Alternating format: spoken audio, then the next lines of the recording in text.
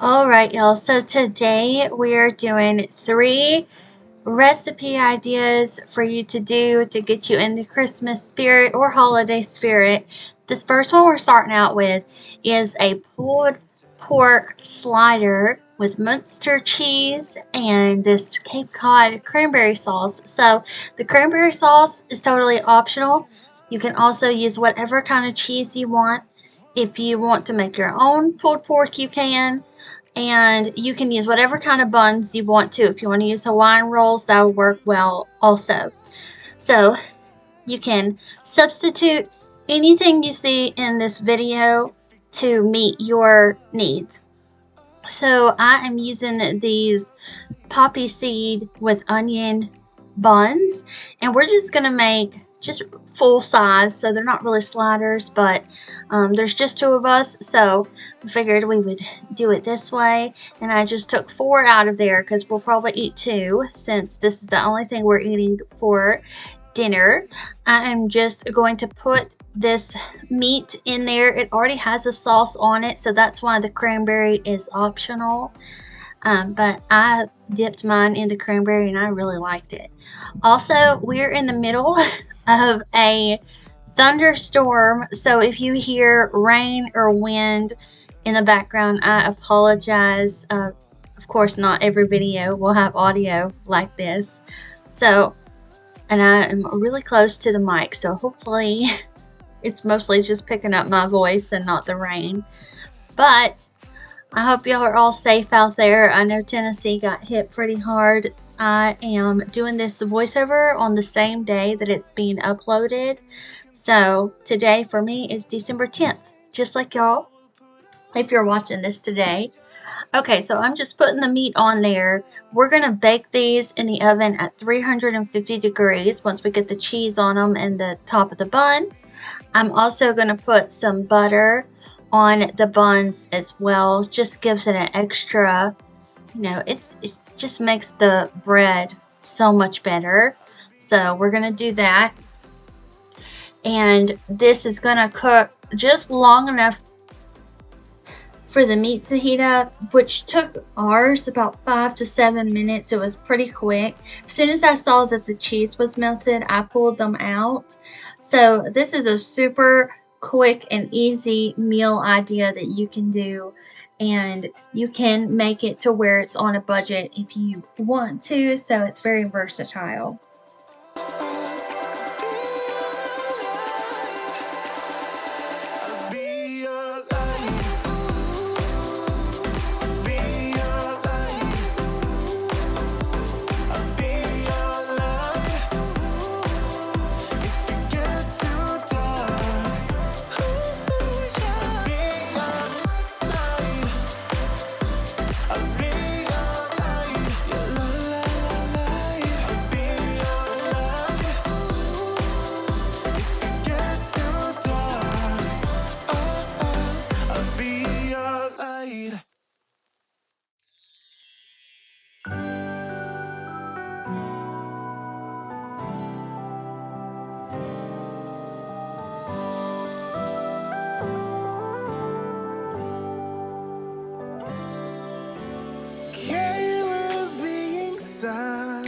It's Christmas, the fire crackling gently all the while.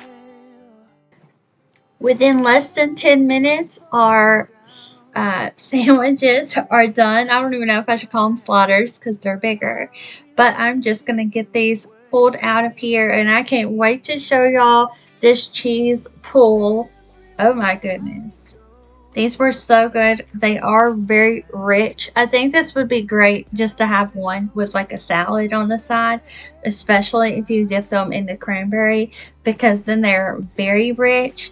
But wouldn't this be so fun to take to like a party or something? Or you could do this with like your leftover ham or turkey after Christmas. Just do the cheese and the bun with the butter on top.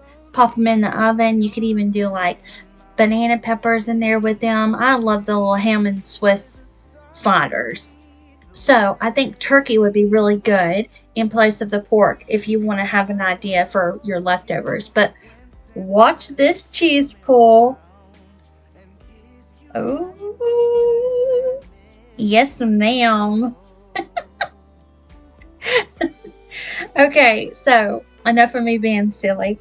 If you are enjoying this video and you have not subscribed yet, I would love for you to subscribe. On my analytics, it says that 45% of you are not subscribed, but you are watching. So if you like my videos, hit that subscribe button. It's free and it helps my videos get out there to more people. So this was an amazing dinner. Now it's the next morning and we're turning these party rainbow chip cake mix into pancakes. How fun is that? If you're a kid at heart and you don't have any kids like Aaron and I, make this for yourself. If you've got kiddos, make this for them. I think they're going to be like, what? This is so cool. My pancakes have little specks of rainbow in them. So I feel like this is just very like whimsical and Christmassy. So we're going to put, I measured it. I wanted to make sure how much was in there. So what I did for 4 just small pancakes, so use the whole box if you've got like a family of 5 per se. So we did 1 cup of the cake mix, 1 egg, and I think we did half a cup of milk. And looking back, if you do not like an egg flavor in your pancakes, omit the egg. Don't put the egg in there or just do the egg white. I just thought it would help create more of a fluffiness, but actually it made it more dense. So if you want fluffier pancakes, I would say that you don't actually need the egg at all, but I just put it in there and it kind of, in my mind, I was like, oh, this is like a crossover of French toast and a pancake. But we're going to put some peppermint whipped cream on top to make it even more festive.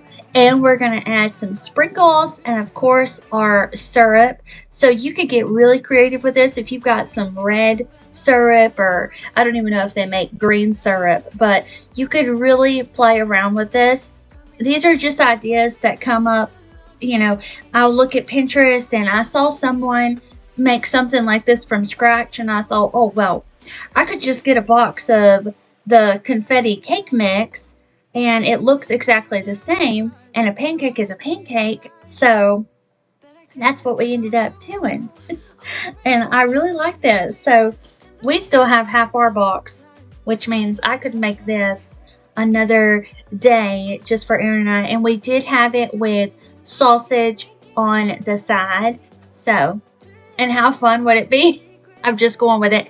If you took the little sausage links and made them like ears for an antler, and then you put like 2 blackberries as eyes, and then you could put a strawberry for a nose or a raspberry, and then you have a Rudolph for breakfast. How cute is that?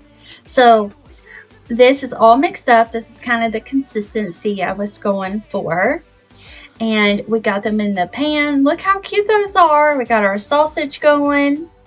And then I always flip my pancakes whenever I start to see holes in the top. But I would tell y'all, the first one always comes out amazing, and then I burn almost every single one after that. So if you're not the greatest cook, that does not mean you can't be in the kitchen. We're all learning as we go. So, 20 years from now, I'll probably be the best cook in the house. But now I just, you got to make the mistakes in order to know how to do things right. At least that's how my brain works. So I learned that day that after the first pancake, I got to really keep an eye on it and flip them a lot faster or turn that heat down, because after the first one, they cook so much faster.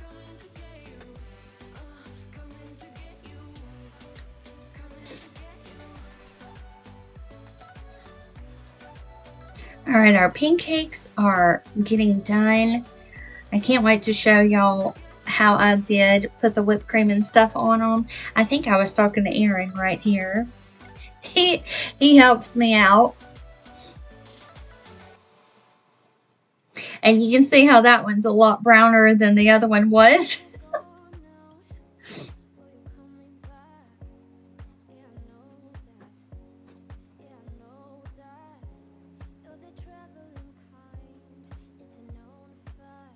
Alright, I'm adding the rest of this batter.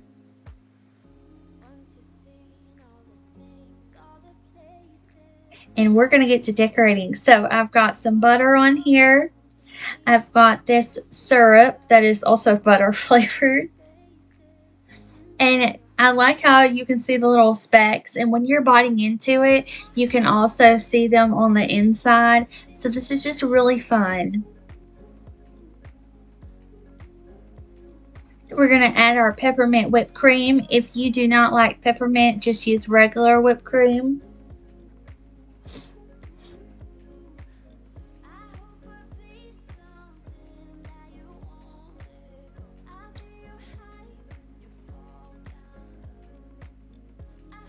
And now we're going to add our sprinkles. And I just grabbed the rainbow sprinkles. I was looking for red or green sprinkles because I'm also going to be making a cake in this video, but I couldn't find any at Food Line, so we went with the rainbow ones. And this just turned out so cute. So this is also just a great idea for like a birthday breakfast. All right, so now we're doing our cake. I've got this Christmas tree cake pan. I will leave one link down below in the description box. I'll actually leave two different options because the rubber molds are a lot cheaper than the like aluminum one or the stainless steel. So in here, I finally did it, y'all. We did milk instead of water. So we're just following the directions. I believe it was half a cup of water, so I used half a cup of milk. It's either half a cup or a cup. And then it called for 3 eggs, so we're going to do that. I already put the eggs in there because I had to wash my hands earlier. And we're going to get this all whisked together. I'm adding the vegetable oil, which I believe is like 1/3 of a cup. And we're preheating the oven to 350 degrees again. And this actually gave me enough to make one Christmas tree, and then I just had another regular just bread loaf pan. So if you have 2 Christmas tree pans, you could do 2 of these. But if you don't know already, we are making the Little Debbie Christmas tree cake that is so popular every year. So if you don't have spray oil, what I like to do is just take my regular oil, use a paper towel, and get it all wrapped around the pan so that nothing sticks. Alright, now I can pour this other one in and we're going to get it in the oven. These did take around 20-ish, 22 minutes to get done, but of course just read the back of the box if you want to be sure. And I get every last bit. Do y'all lick the spoon or do you stick it in the sink? I never lick the spoon. It grosses me out because we don't use like the pasteurized eggs, so it's like, you know, I think there's a certain type of egg that's okay to eat raw, and then there's another kind that's like So we don't get the kind where it's okay. You know, the kind that they like put in mayonnaise and stuff. One of them's heated just enough to kill off like bacteria, I guess, and the other one isn't. So I have this really cute glass Santa dish, and I'm going to use that. We're going to put our little cake on here, and I am using the cream cheese whipped frosting from Betty Crocker. We had a coupon, so we ended up getting 3 different things from her brand, and we saved a few dollars by doing that. So I'm just getting this iced. Erin wanted a double chocolate fudge cake. So the regular cake that goes in a Little Debbie is like a vanilla or like a white cake. Is that even a type of cake? I swear there's a cake that's whiter than the yellow one. Anyways, so I'm trying to just make sure the icing becomes like the shape of the cake. And I was looking to see how they did the red around it. And now we're going to take our red icing and we're going to make the little ribbons. I'm assuming that's what it is, ribbon or garland. And this is so fun to do. We're about to end the video, but I did also want to mention that if you don't have a tree cake pan, but you can get access to cookie cutters that are tree shaped, you could make these out of just a regular sheet cake, you know, regular pan, and then just cut out the little shape of the cakes, and then you can make your own little personalized Debbies. But we went with the Big Debbie, and it was so much fun. I had this for breakfast, and it looks so cute in this cake holder, I guess you would call it. But I hope y'all enjoyed this video. It gave you some ideas, or it entertained you for a little bit, and I will see y'all back here tomorrow with a clean with me. Bye.